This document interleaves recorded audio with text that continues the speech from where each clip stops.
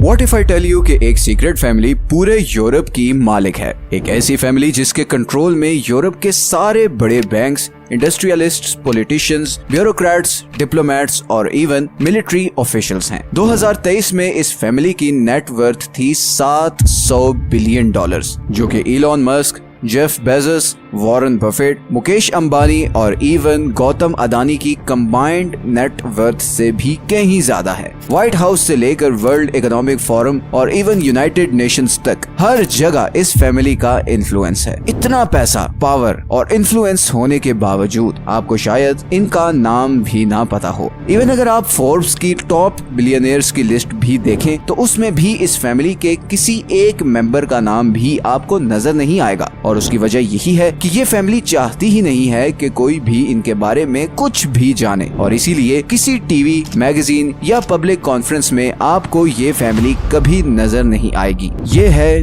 Wallenberg family, Europe की सबसे powerful और अमीर फैमिली। ये फैमिली इतनी अमीर और पावरफुल कैसे हुई? क्या है इनका सीक्रेट और कौन था इस फैमिली को इतना पावरफुल बनाने वाला? आइए जानते हैं इन सब सवालों के जवाब। सच ये है कि इस वीडियो में 1837 में अमेरिका में एक फाइनेंशियल क्राइसिस आया जिसे द पैनिक ऑफ 1837 कहा जाता है। ये 19th सेंचुरी का सबसे बड़ा फाइनेंशियल क्राइसिस था। रियल एस्टेट बबल बर्स्ट हो गया, कॉटन की प्राइसेस गिर गई, इन्फ्लेशन आसमान तक पहुंच गई, बैंक्स के पास पैसा खत्म हो गया और बिजनेसेस फेल होने लगे, जिसके नतीजे में अनएम्प्लॉयमेंट पीक पे चली गई। ये सारा क्राइसिस उस वक्त के अमेरिकन बैंकर्स के लिए किसी डरावने ख्वाब से कम नहीं था, मगर एक स्वीडिश नेवी ऑफिसर के लिए ये सारा क्राइसिस एक बहुत बड़ा लेसन था। इस नेवी ऑफिसर का नाम था आंड्रे ऑस्कर वॉलनबर्ग। जब ये 1837 का फाइनेंशियल क्राइसिस आया, आंड्रे उस वक्त अमेरिका में स्वीडिश नेवी के लेफ्टिनेंट के तौर पर स्टेशन था।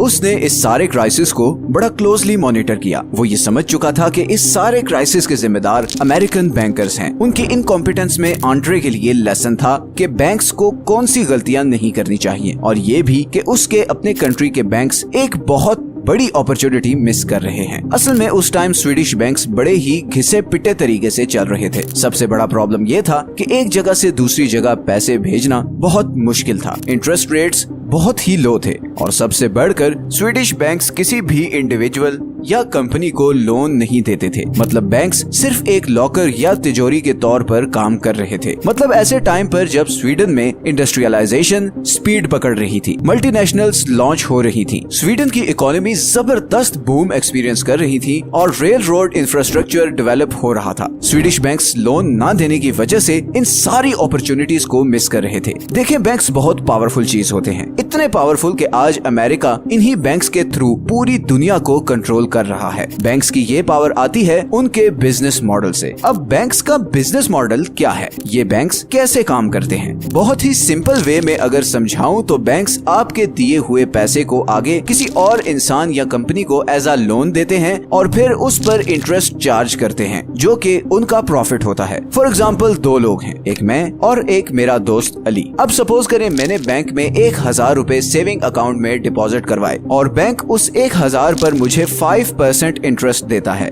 लेकिन फिर बैंक वही 1000 रुपए आगे अली को लोन देता है और उससे 10% इंटरेस्ट रेट चार्ज करता है। इस तरह बैंक को 5% इंटरेस्ट बचता है और वो उसका प्रॉफिट है। ये सिर्फ एक सिंपल सी डेफिनेशन है बैंकिंग की। इसके अलावा बैंक्स रियल एस्टेट, बिजनेसेस और स्टॉक एक्सचेंज में भी आपका पैसा इन्वेस्ट करते हैं और उससे प्रॉफिट कमाते हैं, मगर आपको सिर्फ वही 5% मिलता है। खैर, उस वक्त स्वीडिश बैंक्स ये लोन देने का काम बहुत लिमिटेड स्केल पर कर रहे थे और लोगों को सिर्फ डिपॉजिट की फैसिलिटी दे रहे थे और इस तरह प्रॉफिट कमाने की एक बहुत बड़ी अपॉर्चुनिटी भी मिस कर रहे थे। यही वो अपॉर्चुनिटी थी जो आंड्रे ने रियलाइज की और 1856 में स्वीडन के कैपिटल स्टॉकहोम्स में अपना बैंक खोला, जिसका नाम था स्टॉकहोम्स एनस्किल्डा बैंक या शॉर्ट फॉर्म में SEB। आज से 200 साल पहले बैंक ओपन करना इतना मुश्किल नहीं था जितना आज है। आज तो इतनी रेगुलेशंस और कैपिटल रिक्वायरमेंट हैं कि आम आदमी तो सोच भी नहीं सकता। 19वीं सदी में बैंक ओपन करना इतना आसान था जितना कोई ज्वेलरी स्टोर खोलना। SEB ने पहली दफा स्वीडन में लोगों को ये ऑप्शन दी कि वो अपना पैसा इस बैंक में डिपॉजिट करें और बदले में उनकी सेविंग पे एक फिक्स्ड इंटरेस्ट रेट मिलेगा। स्वीडन के लोगों के लिए ये एक बिल्कुल नई चीज थी, बिकॉज उनके नजदीक तो बैंक का काम सिर्फ ये था कि वो आपके पैसे को सेव करे, जैसे कोई लॉकर या तिजोरी होती है। पर अब उन्हें अपनी सेविंग्स पर प्रॉफिट मिल रहा था। एसईबी पर लोगों का एक हजूम लग गया। लोग अपनी जिंदगी भर की सेविंग्स लेकर एसईबी में डिपॉजिट करवाने लगे। इसी तरह क्योंकि उस वक्त इंडस्ट्रियलाइजेशन का बूम था,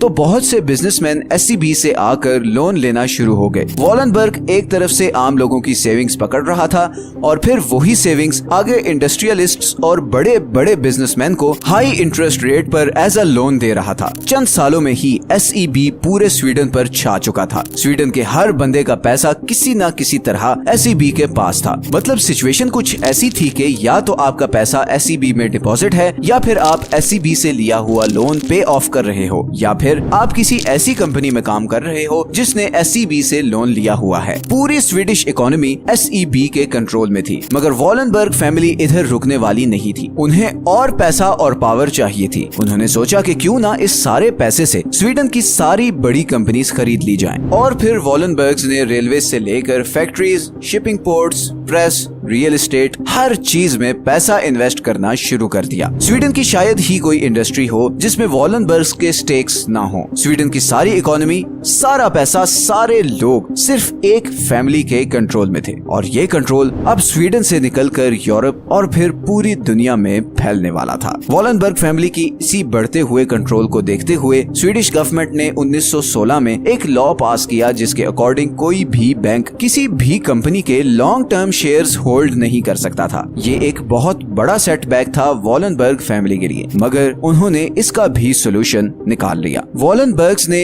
इन्वेस्टर AB के नाम से एक नई कंपनी बनाई और SEB के अंडर जितनी भी कंपनीज थी उनकी ओनरशिप इन्वेस्टर AB को ट्रांसफर कर दी। अगले 20 सालों में इन्वेस्टर AB इतनी पावरफुल हो चुकी थी कि पूरे स्वीडन की 40% वर्कफोर्स इस एक कंपनी के लिए काम कर रही थी। और फिर वर्ल्ड वॉर 2 शुरू हो गई। और यहाँ पर अब वो पॉइंट आने वाला है जो मैं चाहता हूँ कि आप में से हर कोई बहुत ध्यान से सुने। वर्ल्ड वॉर 2 दो ग्रुप्स के बीच में लड़ाई थी। एक ग्रुप एलाइज कहलाता था और उसमें ब्रिटेन, अमेरिका, सोवियत यूनियन और फ्रांस जैसे कंट्रीज थे, और दूसरी तरफ एक्सिस ग्रुप था जिसमें जर्मनी, इटली और जापान थे। इन दोनों ग्रुप्स के लोग एक दूसरे को जानी दुश्मन समझते थे। उनको ऐसा ब्रेन वॉश किया गया था कि कोई भी ग्रुप दूसरे को कम्प्लीटली तबाह किए बगैर उससे बात करने को तैयार नहीं था। दोनों तरफ से लाखों लोग मारे जा रहे थे और वहीं वॉलनबर्ग फैमिली इस कश्मकश में थी कि उन्हें इन दोनों ग्रुप्स में से किससे ज्यादा प्रॉफिट मिल सकता है। और फिर उन्होंने भी वही किया जो रॉथस्चाइल्ड फैमिली ने किया था। वॉलनबर्ग फैमिली ने एक तरफ अमेरिका और ब्रिटेन को हैवी लोन्स देना शुरू कर दिए, और दूसरी तरफ उन्होंने अमेरिका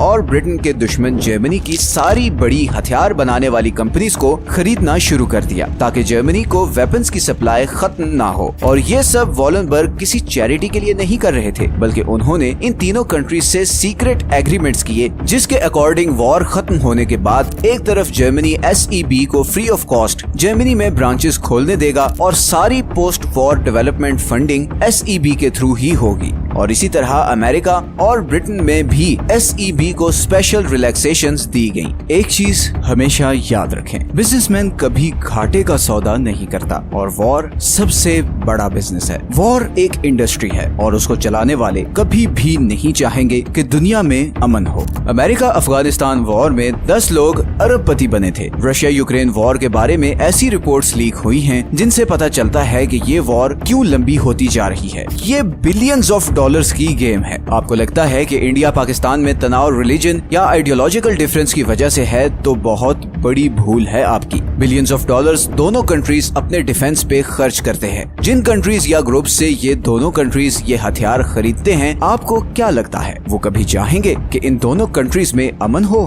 कभी भी नहीं। उनके बिलियंस ऑफ डॉलर्स के हथियार फिर कौन खरीदेगा? दोनों तरफ के आम लोगों को बेवकूफ बनाकर एक दूसरे का दुश्मन बनाया हुआ है। मूवीज, मीडिया और सिलेबस के थ्रू ब्रेन वॉश किया हुआ है ताकि ये इस चक्कर से बाहर निकल ही ना सके, और नतीजतन अमीर पहले से ज्यादा अमीर होता जा रहा है और गरीब मजीद गरीबी की दलदल में घुसता जा रहा है। यही डबल गेम वॉलनबर्ग्स ने वर्ल्ड वॉर 2 में की और अभी तक करते आ रहे हैं। 2014 में जब रशिया ने यूक्रेन पर अटैक किया तो जहां सारे यूरोप ने रशिया पर टोटल सैंक्शंस लगा दी, वहीं वॉलनबर्ग्स की 2 कंपनीज एटलस कॉर्पको और SKF रशिया को न्यूक्लियर प्रोग्राम्स के लिए जरूरी इक्विपमेंट सप्लाई करती रही। अब यहाँ पर सवाल ये पैदा होता है कि 90% केसेस में हमने देखा है कि अमीर फैमिलीज तीसरी या चौथी जनरेशन में खत्म हो जाती हैं। तो फिर वॉलनबर्ग फैमिली इतने लंबे अरसे तक कैसे सरवाइव कर गई और 100 साल गुजरने के बावजूद आज भी वो यूरोप की सबसे पावरफुल फैमिली कैसे है? वॉलनबर्ग फैमिली ने इस 3rd जनरेशन कर्ज से निपटने के लिए ये हल निकाला कि किसी एक या 2 बेटों को सारा पैसा ट्रांसफर करने के बजाय वॉलनबर्ग फैमिली की सारी वेल्थ एक फैमिली फाउंडेशन में जाती है और उस फाउंडेशन में फिर काफी सारे मेंबर्स डिफरेंट कंपनीज को हैंडल करते हैं और इस तरह